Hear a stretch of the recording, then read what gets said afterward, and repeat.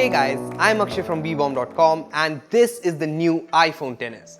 Now I'm not going to do an unboxing or read out the spec sheet. I am going to tell you the truth about the iPhone XS. Before we begin, a huge shout out to VideoBlocks, which offers high quality stock images, videos, After Effects templates and a lot more on a budget. Now then, let's get started. So this here is the new iPhone XS in all its gold glory and the gorgeous new wallpaper that hides the notch perfectly. It does look like a pretty gorgeous phone, doesn't it? I mean, I know that it looks a lot like the iPhone X. Well, scratch that, it looks exactly like the iPhone X, but yes, there are a few subtle differences. Like the fact that the speaker grills are not symmetrical anymore, and that's because of these extra antenna lines which are there for gigabit LTE support. And that means faster download speeds on the new iPhone XS. According to data from SpeedSmart, the iPhone XS performs 3 to 5 times faster on all 3 major US carriers, so that's great. However, this should not make much of a difference in India since operators are yet to roll out gigabit LTE in the country. It's still a good addition for future-proofing the device though.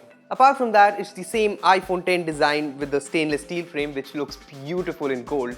There's a glass back and front which are still a fingerprint magnet, but they're said to be more durable, so that's great. There's a Face ID packing notch, camera bump and your usual set of buttons and lightning port. So what exactly has changed with the new iPhone XS? For starters, this feels a little lighter. I wonder what's missing here. Oh yeah, I remember.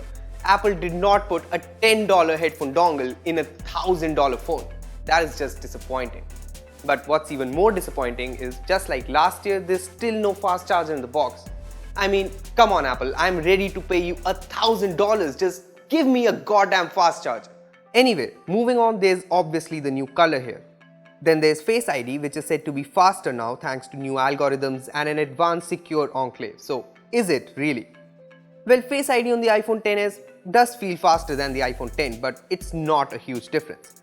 I mean, just look at this. The iPhone XS is obviously faster, but not by a lot. Then there's the display. So technically speaking, the display on the iPhone XS is pretty much the same as the iPhone X and I'm not complaining.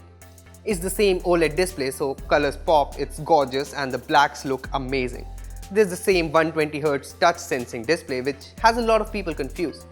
Well, it's not a 120Hz display, it just samples touch inputs 120 times in a second. The display itself is 60Hz just like all other iPhones. So the only difference that the iPhone XS display brings is the 60% greater dynamic range with HDR content, but does that really make a difference? Well, I played Deadpool 2, which is available in 4K HDR on the iTunes store on both the iPhones, and as you can see for yourself, there's no major difference really. So yeah, it's not a big deal. So what else is new? Well, there are the stereo speakers which now have a wider soundstage, a higher volume, more clarity, and I tested them out and they really are better than the iPhone X. I mean, just listen to this.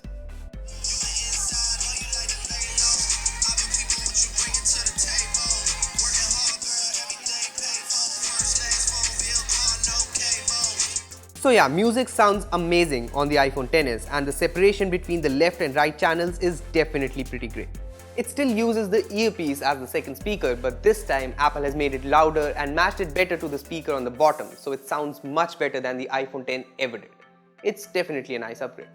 Other than that, the iPhone XS comes with the brand new 7nm A12 Bionic chipset. I'm gonna stop right there and let the benchmarks do the talking. So these are the iPhone XS Geekbench scores and these are the iPhone X Geekbench scores. There's obviously a pretty significant improvement. Now look at Antutu. Again, the iPhone XS is much better than the iPhone X. Now let's take a look at an Android flagship, the Note 9. In Geekbench, the Note 9 isn't even close to the iPhone XS. I mean, the difference here is incredible. And in Antutu, well, just look at that score. That is insane.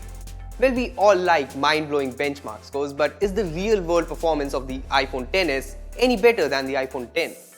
Well, to be perfectly honest with you, the difference here is very slight. Look, when the iPhone XS arrived in our offices, I was using the iPhone X to test out iOS 12 and that thing is really snappy. And when I switched to the iPhone XS, I did notice a slight improvement in app launching speed and the overall snappiness, but the difference here is not so great that it makes the iPhone X look slow or anything of the sort. Where there is a great difference is in the camera. The iPhone XS is quite easily a better camera phone than the iPhone X. Here are a few comparison shots from the iPhone 10 and XS. As you can see, Apple's new Smart HDR really makes a huge difference in bringing out details and shadows and preventing highlights from getting blown out. And it's just clearly a winner. However, when it comes to the Pixel 2, things are confusing. I know a lot of people are saying that the iPhone XS is not as good as the Pixel 2, but I am not so sure about that. Take a look at this photo. The iPhone XS has clearly taken a better picture than the Pixel 2 XL here. But in this photo, it's pretty obvious that the Pixel 2 XL is better. Anyway, I'm still testing the camera on the iPhone XS and we are working on a detailed camera comparison between the new iPhone and the Pixel 2. So I'll reserve our final verdict for that. So what is the truth about the iPhone XS?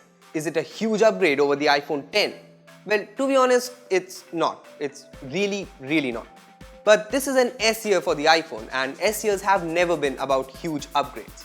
S years are all about Apple doing the same thing, just better, and the iPhone XS definitely does that.